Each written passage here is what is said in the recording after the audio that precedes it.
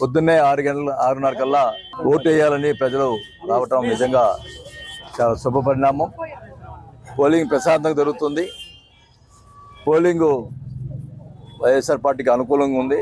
దానికి ఎన్నో ఆటంకాలు సృష్టించడానికి ప్రయత్నం చేస్తున్నారు అపోజిషన్ వాళ్ళు. పోలీసు వాళ్ళు కూడా పూర్తి సహకరించడం లేదు.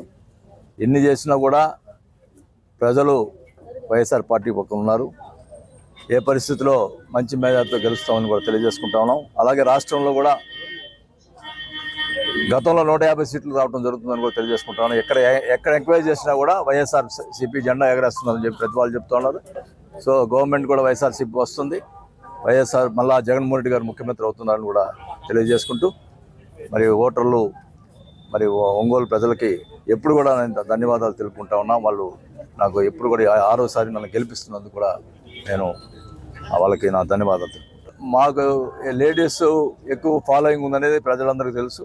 సో మాకు ఇంకా ఎక్కువ మెజార్టీ వచ్చే అవకాశం ఉంటుంది కాబట్టి మేము ధీమాగా ఉన్నాం. లేడీస్ ఎక్కువ పర్సెంట్ వైసీపీకి జగన్మోహన్ రెడ్డి గారు పెట్టిన పథకాలకి ఈరోజు వైసీపీకి వేస్తున్నారని చెప్పి క్లియర్గా అర్థమైపోతాం.